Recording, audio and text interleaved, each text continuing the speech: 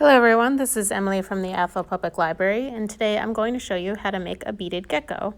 So we're going to start by matching up the ends of our string, which will make a loop in the middle on the other end. We're going to bring that end inside the keychain ring and bring the two matched ends of the string and run them through the loop and pull that until it's tight. That will form a knot around the keychain ring, and now we are ready to begin beading. So we're going to take one end of string in our first bead and add that bead onto the end. We're then going to take the other end of string and run it through the bead going the opposite direction. Once we have that all set, we're going to pull both ends of the string until the bead reaches the top near our keychain ring. We're going to repeat those same steps for making additional rows, adding more beads as we go along.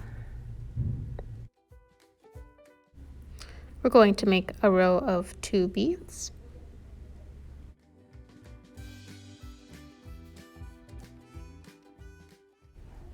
Our third row will have 3 beads, with 2 beads on either end to make our gecko's eyes. We'll then add one more row of 2 beads.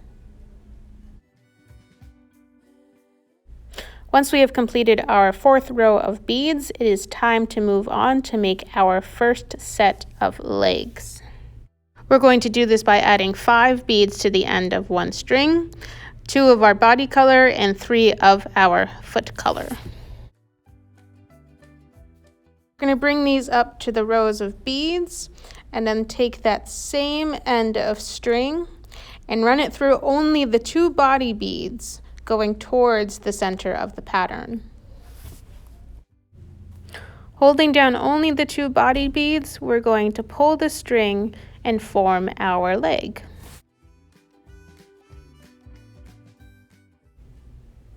As you go along, you may need to adjust your string and tighten it by holding your beads in place and just gently pulling on the ends.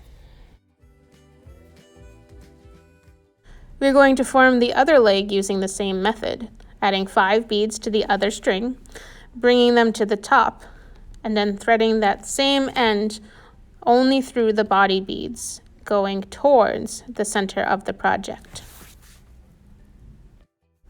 After forming our front legs, we're going to go back to using both ends of the string to create additional rows of beads. We're going to make a row of 3, a row of 4,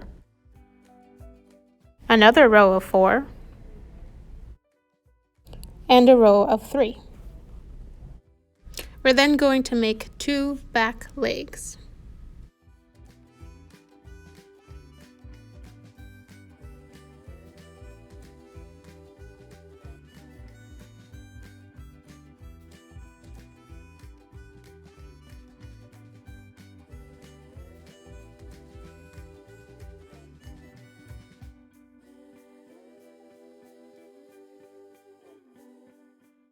We're then going to make one more row of 2,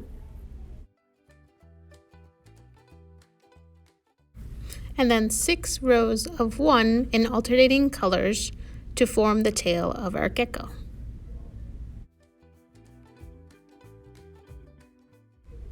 Once we reach the last row, we're going to tie a knot with using both ends of the string to secure everything in place.